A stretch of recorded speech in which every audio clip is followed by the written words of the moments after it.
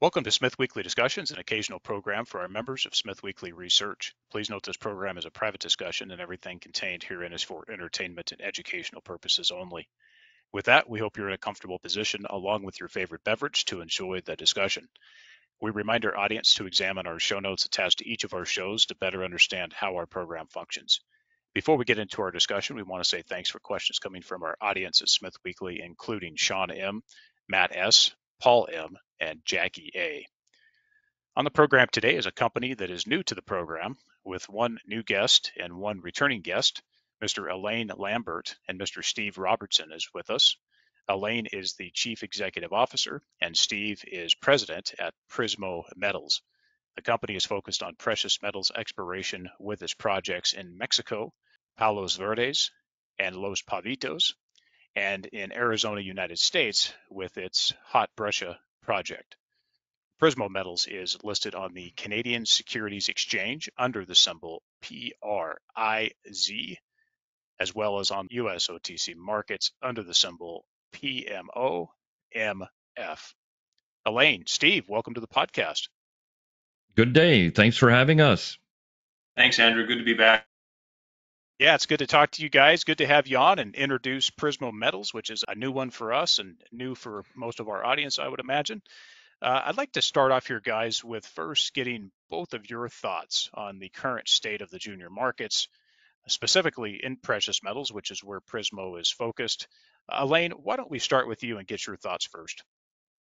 I'll say two things. One is it's a really tough market out there. I've been in this business since 1987.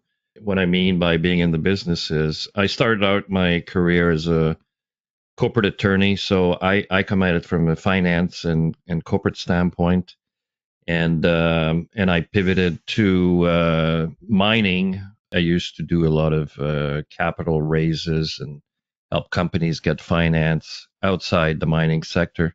And then in 2015, pivoted to mining. And I can say from a historical standpoint for junior companies, it's a very tough environment. The other thing I'll say is that commodity prices are quite favorable. So in the macro sense, it's a very favorable time to be a junior explorer. But the excitement and the strength of commodity prices has not come down into the junior space. So my hope is that as we get quarterly results coming out and the big producers have significantly better earnings because of the commodity environment, that some of that will trickle down to our space. Now, that being said, at Prismo Metals, we haven't had any difficulty get finance, but it's partly because of the quality of our people, our assets, and the fact that Steve and I like to work super hard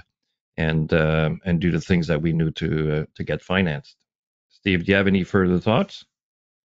Yeah, I do.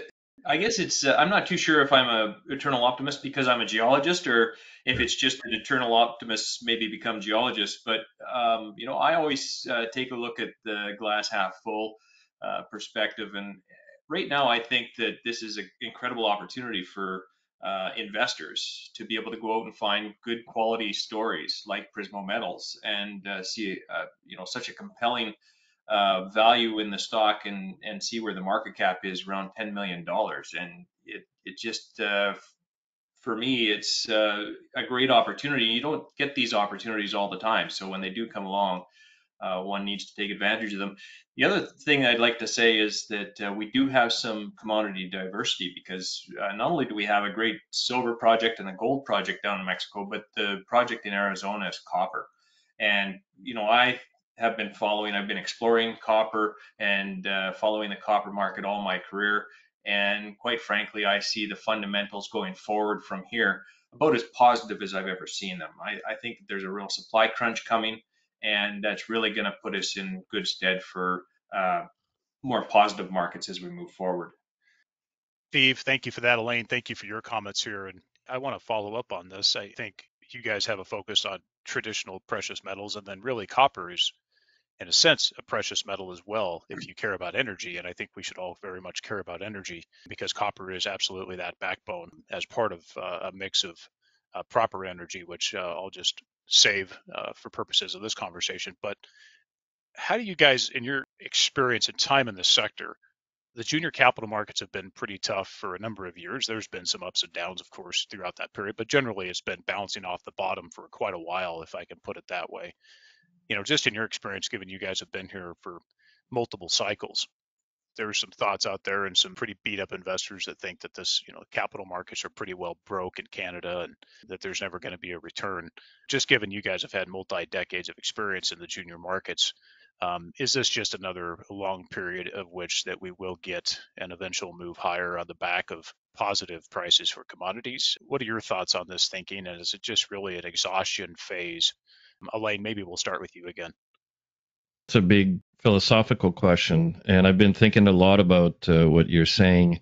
Let me give you an example of how investment in the junior mining sector used to be, and that's I'll use the guys that did the initial public offering for Prismo. Two friends of mine, Frame Brothers out of Calgary, that been brokers their entire life, financing companies, and their model, which has been quite a successful model, was to pick a handful of good management teams with good assets and participate in financing these companies over sometimes decades.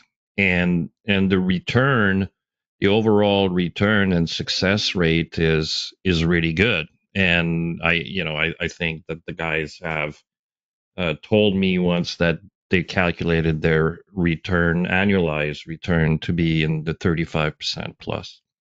Now, moving forward to now, I think we're in a market environment where investors in our sector want to be rewarded overnight, right? So it's the old saying, real wealth gets created over time, not overnight. But the new investors, they're looking for sexy headlines. They're looking to be rewarded overnight, and so the support, the long-term support, financing wise, and stability of the shareholding in our sector, I think, has evolved and eroded, which is sad to say. And there's also the advent of what I'd call over promotion. So, big stocks in our sector become extremely liquid and volatile for short periods of time. We don't subscribe to that notion. So, are we at the bottom? I certainly hope so. Historically, if you look at and he was saying it's a great opportunity. Historically, if you look at people buying when blood's on the street, when things are tough, that's when people should be buying. And I do feel that a lot of stocks in our sector are depressed. I have a portfolio of such stocks, and any success through the drill bit augmented by a change in sentiment to the more positive, I think people are looking for superior returns in the next couple of years. Steve? I think that things really changed from my perspective on the copper market when China built the Three Gorges Dam, and a quarter of their population, it was about a quarter of a billion people, went from being living off the grid to being on the grid and wanting to have microwaves and so on and so forth. And that industrialization of a very rural community has spread across the world, and we've seen it in many other places too, where everybody wants to raise their living up standard to Western perspective, and I think that that's had a very dramatic effect on the consumption of metals, and we see the increased demand of copper year after year after year just continues to increase, and the markets may ebb and flow and so on and so forth, but the thing that's always going to remain steady is that demand for the basic building blocks of our economy. And mining is very much a needed thing. And when we have an off market, all that does is create future scarcity. And so it's a self-rectifying situation. And, I really do feel that we're in a situation now where commodity prices are actually responding well to the supply and demand dynamics. The commodity prices are relatively strong, but it's not being reflected in the market. And the longer that situation goes on, eventually it'll be rectified, and the rebound is going to be more elastic the longer things are artificially suppressed. So, I feel very optimistic that the markets will come around and we'll actually experience very healthy times again. And hopefully it's not over exuberance, because that always has a negative effect as well. But we're a long ways from that now. Thank you for that, guys. Appreciate the additional conversation on that bit. Alain, you talked a little bit about your background and experience, and feel free to add here with this other question here, but why don't we just have from you just talk a little bit about the formative years of Prismo Metals, why you got involved, and then, of course, how Steve came to join as well. Yes, I'd be happy to. As I said, I started my career in Montreal and as a corporate attorney, and that took me into junior capital markets as a whole, so helping companies get finance and develop that expertise. I was on a lot of committees of the various stock exchanges for years, so understanding of the regulatory front, and I was an avid cyclist, amateur cyclist for years and years, and that took me to Tucson, Arizona one day for a race and the bike camp, and then my wife and I built a house there in 2011, and I had the opportunity to get a work visa. So I moved my wife and the two youngest kids to Tucson in 2015. We stayed there until 2019. And being in Tucson, I had the opportunity to meet another guy from Tucson, Dr. Peter Matoff, and another geologist from Tucson who spends most of his time in Hermosillo now, Dr. Craig Gibson. And we hit it off. We became friends and remained friends, and then business associates. And then one day, Craig Gibson came to me and said, Alain, I've got this property called Palos Verdes, a very interesting silver gold property in Mexico. We've drilled it with great success.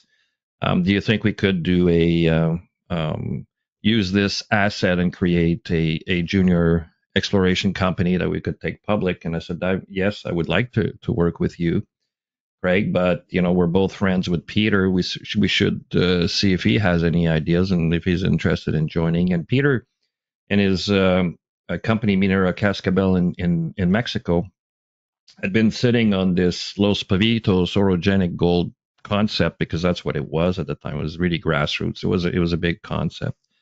And Peter said, I'd like to move this property forward. So we rolled in these two assets into the company, created a brand new company, raised money. We did a prospectus through an initial public offering, so no RTOs or anything like that.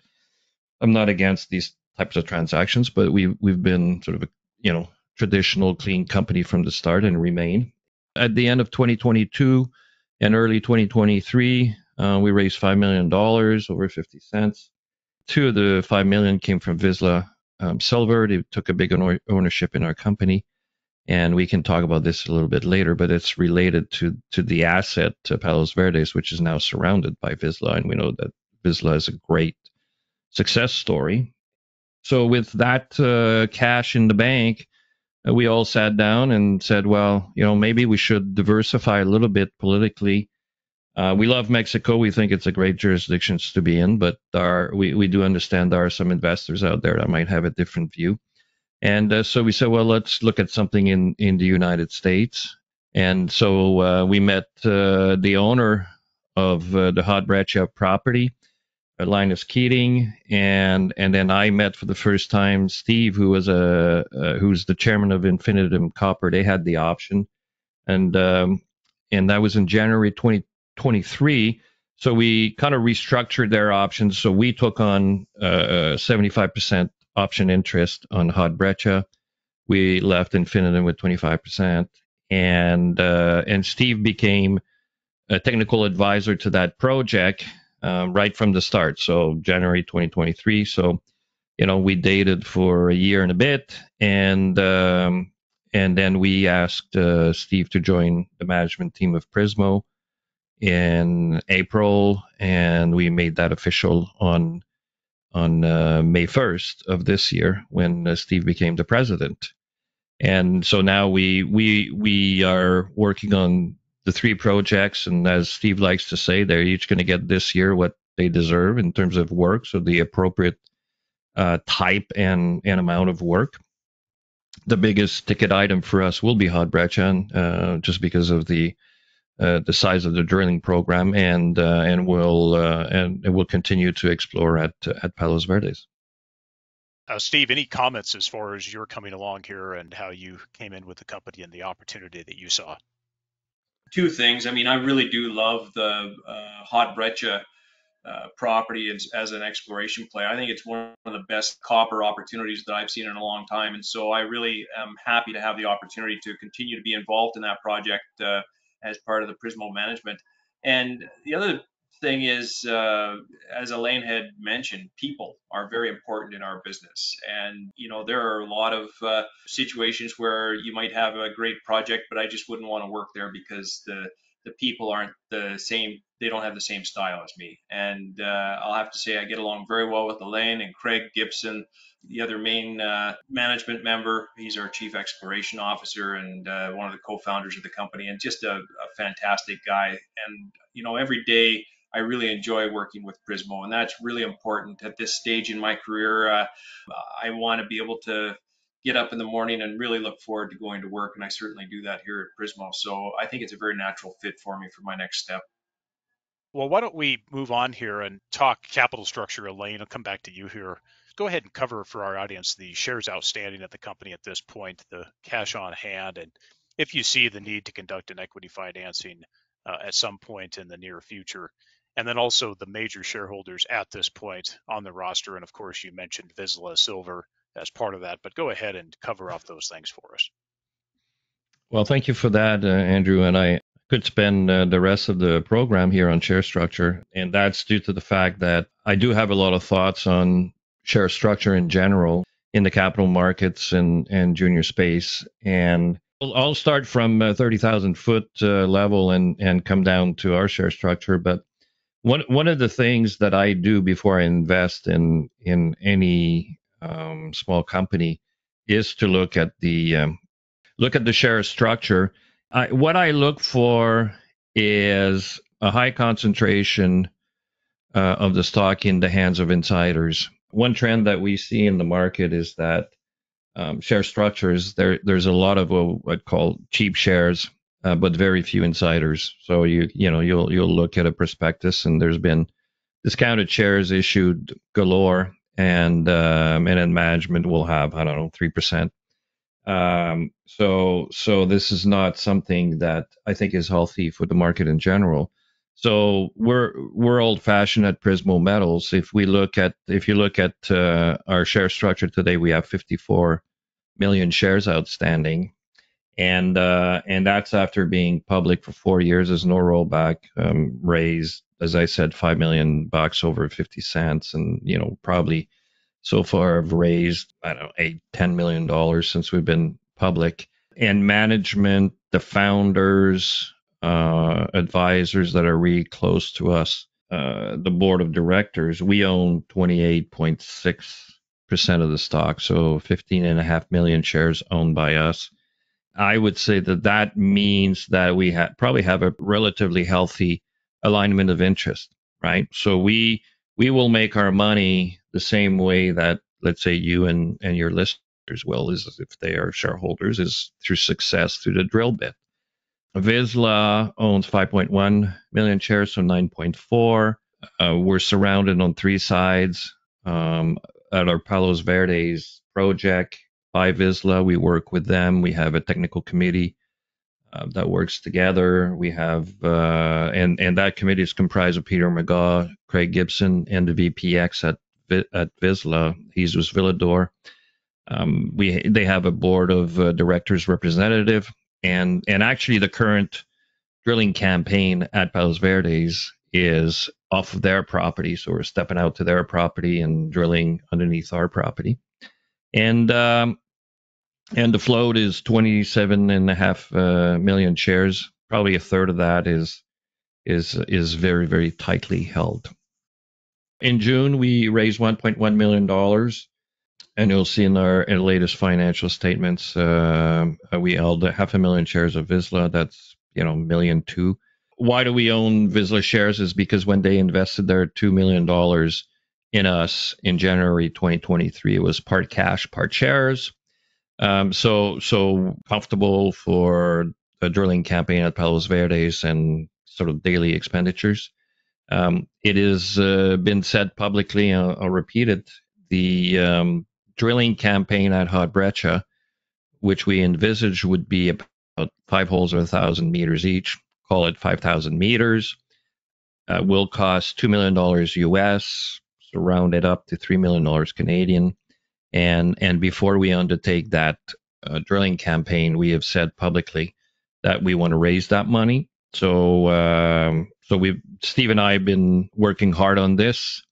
We feel highly confident that we'll be able to execute, and highly confident to execute in the short term. And as soon as that's out of the way, we'll be putting a drill on Hot Breccia, which will be the first time in 50 years. But I'll let Steve talk about that aspect. Yeah, I mean, this is really a highly anticipated program as far as I'm concerned. The Hot Breccia project is right in the heart of one of the most productive copper belts on the planet, the Arizona Copper Belt. And we're surrounded by world-class deposits. I know everybody says world-class a lot, but 100 kilometers to the east is we've got Morenci. Morenci is 75 billion pounds of total contained copper. If that doesn't match the qualification for world-class, I'm not sure what does. And then just south of us is San Manuel. That's 35 kilometers to the south. When Lowell and Gilbert, the two famous geologists, came out with their classic 1970 paper that basically described porphyry deposits, and it's still sort of the standard that everybody goes by in terms of the alteration halos and that sort of thing. That was based on San Manuel, that's just 35 kilometers to the southwest, which was North America's first block cave. And then 40 kilometers to the north is Resolution. And Resolution, as far as I'm concerned, is one of the greatest discoveries in our modern industry. It's 1.6 billion tons of 1.6% copper. And the thing that really is intriguing to me about that discovery is the fact that the top of the deposit is 1.2 kilometers below surface and the bottom is 2 kilometers below surface. So this, I think, is going to be sort of the prototype for the next generation of discoveries that we're going to make in our business. Those big, easy ones sticking out on surface have largely been found, and it's getting more and more difficult to find the low-hanging fruit. Yeah, Resolution is a very important deposit as far as I'm concerned. It's one of the greatest discoveries in the history of our industry, and it's very unique because of the depth of the deposit. So, all the big easy ones that have been sticking out on surface, those have largely been found. The low-hanging fruit is getting more and more difficult to find, and I think that Resolution represents the next generation of discoveries, which will be ones that are under cover play, that take a little bit more science, a little bit more exploration, maybe a little bit more intestinal fortitude to go ahead and explore and make these discoveries because of the fact that they're hidden underneath of a cover unit. And the search was well worth it in the case of Resolution. 1.6 billion tons of 1.6% copper. I mean, it's an absolute monster in terms of both size and grade, and it's not completely drilled off yet, so it might be substantially larger than that yet. And here we are at Hot Breccia, 40 kilometers to the southeast. We're in the same rocks, same age of rocks. We've got the same age of causative intrusive. We've got the same structural setting. We're in a graben extensional environment, just like Resolution. And the similarity between the two properties is pretty incredible. The one big difference, of course, is that our prospective rocks at Hot Breccia are only 400 meters down to get to them instead of the 1.2 kilometers down. But other than that, the similarity is very incredible.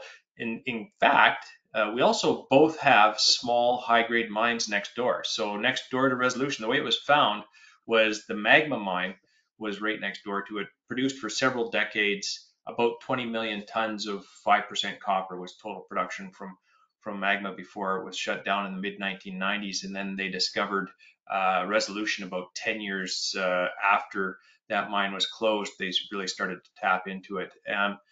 Right next door to us at Hot Breccia is the old Christmas mine, and Christmas produced about 25 million tons of 1.5% copper. So again, moderate tonnage, high grade mineralization, produced for several decades. It was near surface mineralization, and it shut down in 1982. So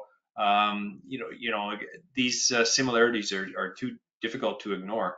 And we're now being able to approach this for the first time in 50 years. We're bringing along a modern exploration toolbox. We can do things now that they couldn't do in the 1970s when this property was last explored, and like ZTEM. So ZTEM is a powerful geophysical technique. We went out and did a survey, and sure enough, we have this limestone should be non-conductive rocks, and we got this big conductor down there that looks like it's about 1.5 kilometers long and 1 kilometer wide. And so this makes a great drilling target for us to go after with the drill program. So we've got about 5,000 meters of drilling planned, 5 holes, each 1 kilometer long. I think we're going to have a lot of eyes on us. We've got virtually every major copper producer in the world is working in this belt. Maybe Codelco is probably the big exception to that statement, but pretty much everybody else is working in the corridor, and we'll have a lot of eyes on this upcoming drill program. With your guys' ability there to identify the best places to put the drill bit, with that, just talk about some of the supporting staff at the company that you guys have on the books and what they're able to bring to the table in terms of advancing to potential success on exploration at Hot Breccia. Well, I'll tell you, we have no shortage of geological expertise. I mean, we've got Craig Gibson, our Chief Exploration Officer, PhD in geology. Peter McGaw is one of the advisors to the company, PhD in geology, and one of the most highly respected carbonate replacement deposit geologists in the world. And Linus Keating, also part of the alma mater of University of Arizona. As Linus came out, I think, shortly after Peter graduated from that same university. PhD in geology. He also used to work for Kennecott and has actually seen the drill core that came from the property 50 years ago when Kennecott drilled a few holes going after the same concept as us, but without as much information as we have in terms of their targeting ability. And in addition to that, we've now employed an AI company. So we're really pulling out all the stops in terms of technology to make sure that we optimize our opportunity to drill the best targets. And so this group out of Silicon Valley in California has taken our geophysical results, and they've got a proprietary software package that they've developed. The founders of the company are a PhD in geology and a PhD in geophysics, so they understand the model very well, the mineralizing model. And they've processed our geophysics and are actually going to come back with a alternate interpretation of what those results mean, and help us do the best targeting that we can on the project going forward. Yeah, I was going to add to that if I may. So I mentioned earlier, one of the things that I do when I look for investment in the space is to look at the share structure. Before I do, at the same time I do, is look at who the people are. I look for the right mix between technical people and capital markets people. And sometimes it can be the same. It can be somebody with a technical background with a strong capital markets experience. I don't think the reverse is true. I wouldn't invest in a company where management is primarily capital markets people. They might have a lot of experience in mining, but that's not sufficient to me. So if you look at the team that was described by Steve, we've got so 1, 2, 3, 5 doctors in 4 doctors in geology, 1 in geophysics, looking at the Hot Breccia prospects. And when people say, well, Alain, you don't have a geological background, you don't have a technical background, what do you do? I said, it's very simple. You have to surround yourself with the best people, the best minds. And I'm always fascinated when I sit down with our team and listen to them talk. Half the time I don't understand what they're talking about, but I can pick up enough to help direct the conversation and let the team come up with, first and foremost, come up with the best exploration plan, the best drilling plan. And from there, you derive from their communications, investor relations, financing plan, and you can't do it in reverse. So if you look at Hot Breccia, a very high quality, high impact, exciting prospects, and in order to advance that project, as the CEO of the company, I have to let the technical people tell me what makes the most sense geologically, and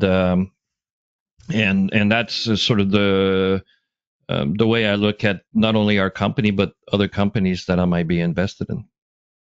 Alain, thank you for that. And that makes a lot of sense. And of course, this is always a critical feature as part of your investment evaluation of many other things, of course, too. But this is definitely one of those key features. Appreciate the comments on that. Okay, so we've talked a little bit about Hot Breccia and that initial focus. Steve, I'm going to come back to you for a moment and then have Alain also chime in here as well. But beyond Hot Breccia, talk about the Mexico project focus and the immediate plans, Steve, with what the priority project is there, exploration status, and next steps. Specifically, maybe we start with Palos Verdes and just talk about that and the interesting potential surrounding that and where Vizsla Silver is on their discovery work and advancement of their project, and the potential for this project to also slide into what Vizsla Silver is doing.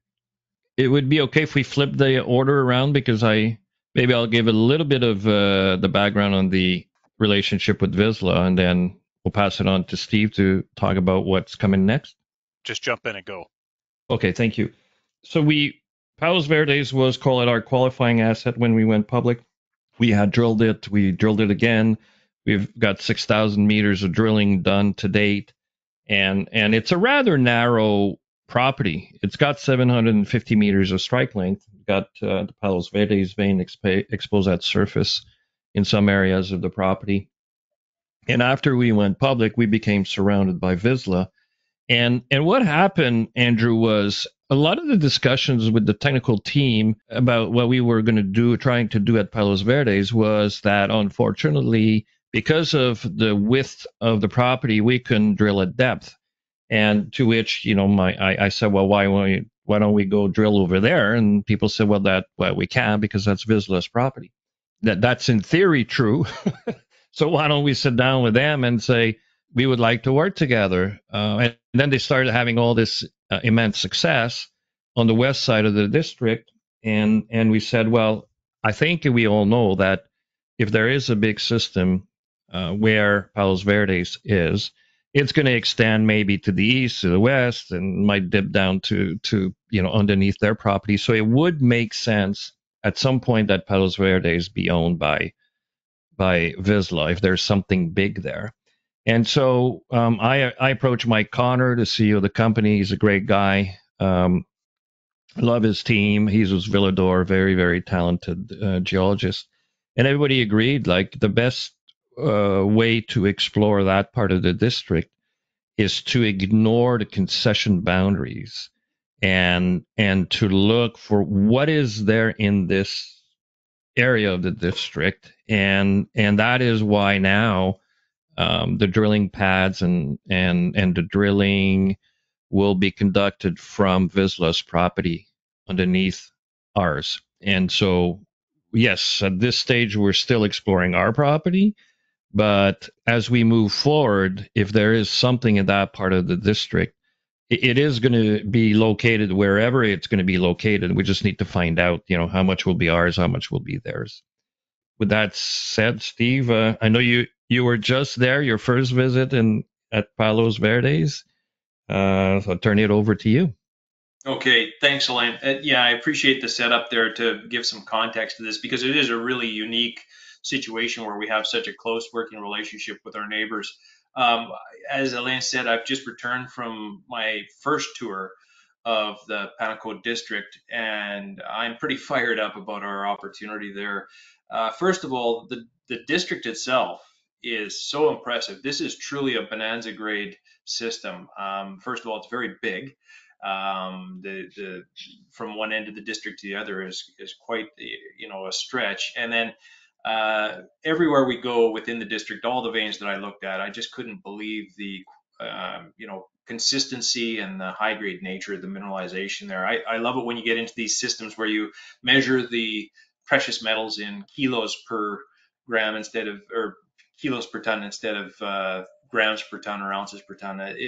The best intercept that we have on the Palos Verdes project is 13.5 kilos silver equivalent over half a meter. And the other thing that really struck me when I was down there was seeing so many similarities between our setting at Palos Verdes and what Vizsla has been able to get a little bit more advanced on their side of the fence. And that's things like, well, for instance, that Napoleon vein that Vizsla has, when you look at that prospect on surface, it's not too terribly impressive. But when they drilled underneath and they got into the vein at depth, it was very impressive.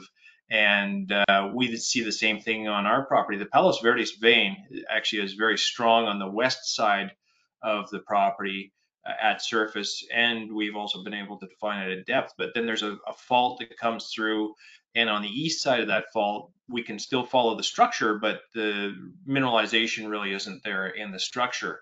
And that's exactly what we saw to the west over at Napoleon on Vizsla's ground. So now we're having the opportunity, because of the relationship that Alain has been able to establish with our neighbors, we can now back up onto their property and establish our drill pads there, and drill at the deeper targets that are over on our ground. And we think that the chances of seeing some of the high grade mineralization are really pretty incredible there. We've had that one intercept that I just talked about, 13.5 kilos silver equivalent.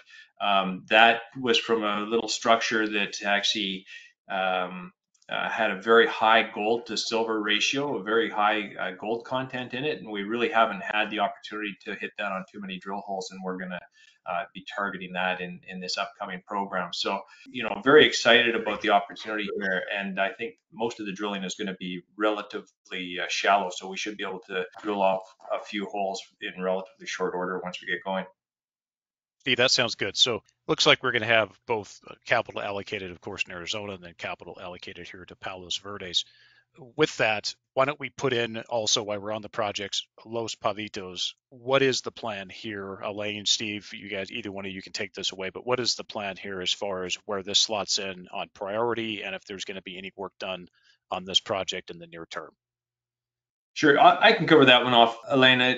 I mean, this is a great project just because of where it's come to date and the potential that I think it has going forward. I mean, Los Pavitos was one of the original two projects that the company was started on, and at that time, as Elaine had mentioned, it was just a concept. I mean, this was a orogenic gold belt that stretches all the way up into California and comes down through Sonora State in Mexico. And along that belt, there are several multi-million ounce gold deposits found along there, and we're down sort of at a southern extension of that belt, and just that we had all the right rocks, the right structure, and we were right on the right trend. The feeling was that there's every reason that we should be able to find some mineralization there. And we went out and did some preliminary work and got drilling, and actually in our first drill program found 6.5 meters of 10.2 grams gold and 45 grams per ton silver. I mean,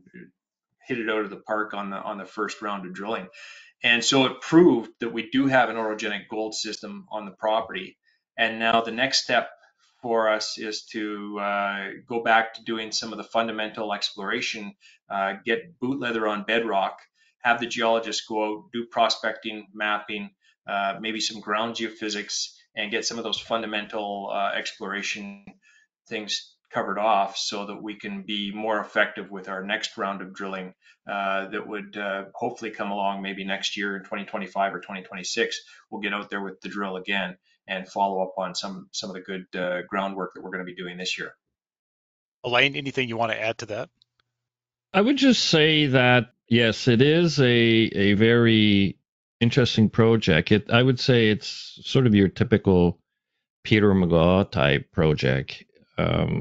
And in the sense that it's large, it's an area where it hasn't been drilled by half a dozen juniors, and we're the seventh to try to find something. And and it has the potential to be a flagship project at some time in the future. And when you look at the other two, which are being drilled this year, who knows what happens to Palos Verdes? Maybe it ends up being owned by Vizsla, which would be a liquidity event for us, and then we might direct some of that liquidity into Palos Los Pavitos. Apologies.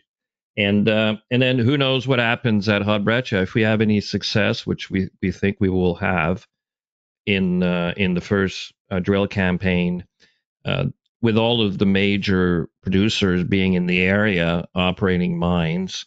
I think part of our strategy would be to knock on their door rather quickly. We think they might be knocking on our door quickly, and so if you put these two facts together, it might be that Los Pavitos will get a lot of love from us, and most likely next year. Excited to see what happens here as far as the initial results coming out of these programs that are planned at Hot Breccia and also Palos Verdes. Looking forward to seeing how these programs go and those results, and the ability hopefully to stick the drill bit in the right place relatively quickly rather than later. So appreciate the thoughts there. On community front and also government efforts, specifically in Mexico, happy to chat Arizona as well, but really specifically in Mexico here with some of the changes that have happened in Mexico. Obviously you guys have been able to pull this off pretty easily with the projects and the selection of how you deal with this. But talk a little bit about your ability to deal with the Mexican federal and state governments to obtain exploration permitting on the projects, as well as the work you're doing to get local acceptance of the project work. Alain, do you want to take that one on first, and then Steve?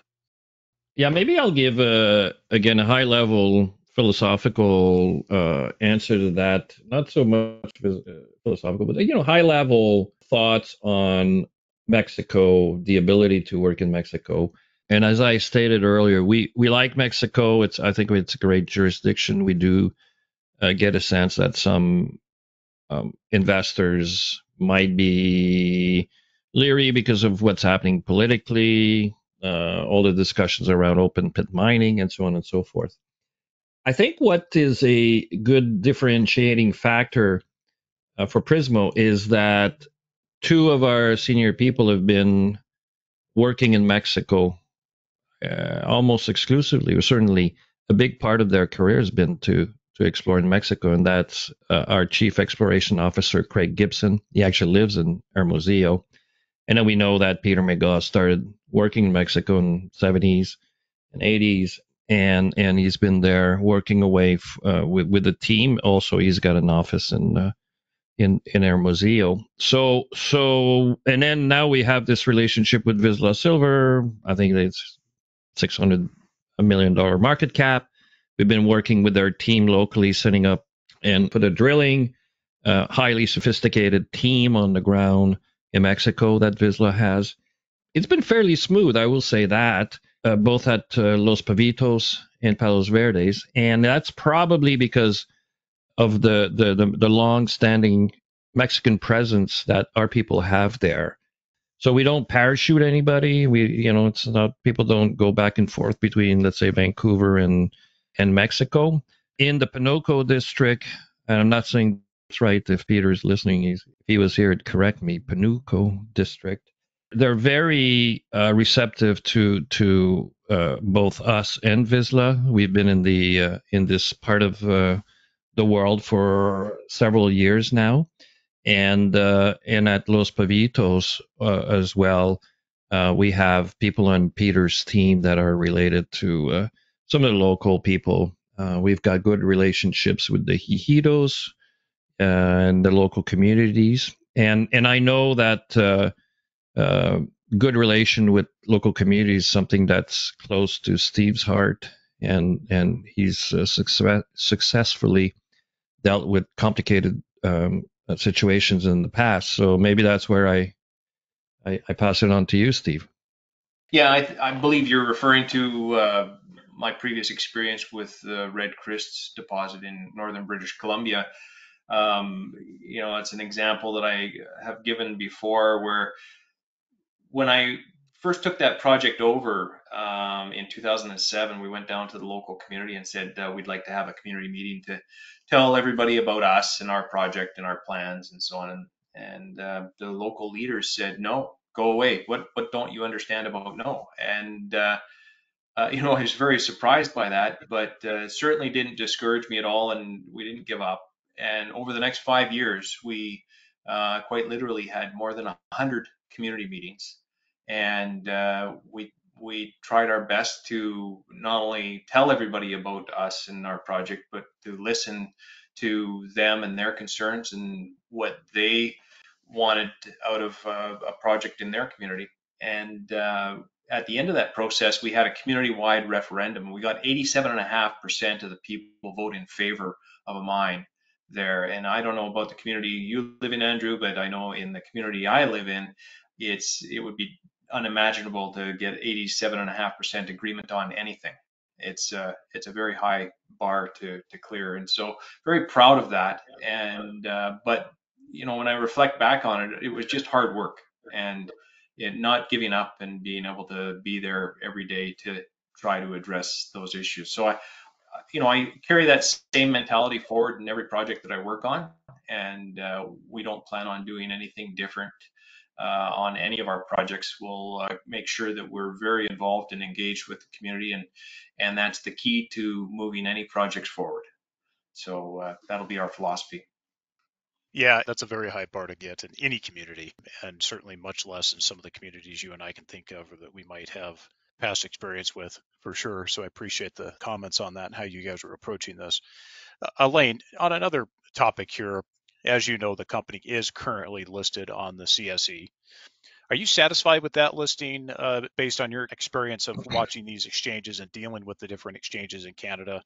Are you happy with that listing at this point, or is there a preference to move to the TSXV, or is that maybe something that's in the cards in the future as the company grows? Oh boy, do we have another hour? All right, so let's go back in time here for a couple seconds. So, as I said, I started in '87, did some work on the Vancouver Stock Exchange, and then the Alberta created the Junior Capital Pool Program, which is now the Capital Pool Program across the country. But so did a lot of work on the Alberta Stock Exchange in the '90s, and then the exchanges started merging, and we ended up with the CDNX, and then we ended up with the TSX Venture, and I was on a lot of the advisory committees locally, chaired some of the committees. I was in the national committee for a while. These committees were created by the commissions and said, okay, you can merge, but before you send any proposed regulatory changes to your policies to us for approval, we want industry to opine on that. So that's how these committees got created. So I chaired the Quebec committee for, I don't know, 5 years maybe, and I was a big advocate of the TSX Venture for a number of reasons. They provide great oversight, which brings credibility to the junior market. And then when the CSE came in, we were looking at that, and there was not much traction. And we looked at it, somewhat negatively as a non-regulated market. Fast forward to me going to Arizona, and then coming back to Canada. When I came back in 2019, I didn't follow the market as well as I normally do when I was in Arizona. I was involved in cycling, there's just a bit of a change of life for 18 months or so, taking a bit of a sabbatical. And I came back, and the CSC had exploded in terms of activity, the pod deals, cannabis, and so on and so forth. And it became to be viewed as a place to do business. And I had done all of my business on the TSXV in the years leading to my return to Canada. And I said, you know what, let me try it. Let's go on the CSC and see what this new thing is all about. And I must say that I feel quite comfortable about being listed on the CSE. It is a different market in terms of how it's regulated. I did have experience in the TSXV in non-mining in the last 3 years, and there's quite a bit of a difference. And I think for entrepreneurs like us, the CSE is a good place to be listed. It certainly allows for quicker turnaround on various transactions, including private placements. It's much less expensive. And now, I'm not going to go into all of the things that are that could be improved in the CSE, and just like I could go on about what could be improved on the TSXV as well. But I think it's a good place to be trading. The only people that have raised with us something about that could be construed as negative is some Europeans don't have access to on their banking trading platforms to the CSE. But other than that, I have yet to meet someone who says that the CSE is not a good place to be trading. Yeah, thank you for that, Alain. I think Steve probably has his comments on this as well. For us, we'd like to see the CSE progress more with the outside regulatory jurisdictions. So United States access, European access, that would be probably the biggest downfall for us, is the CSE needs to do a better job of getting access into those other jurisdictions. Andrew, if I may just out of interest, and we, as I said, we could be going there for an hour, but I'll just throw something out and then let's move on. One of the things I'd like to see the CSE do is have its own escrow provisions, the way the and resell restrictions, the way the TSXV has. But that's probably another discussion for another day. On the other side, just to pick on the TSXV, TSXV's become so bureaucratic, it's very difficult to get things done, and just overburdensome regulatory on the TSXV. Don't have any specific comments on TSX other than I think things there are reasonably well. But you see a lot of companies, moving to CSE.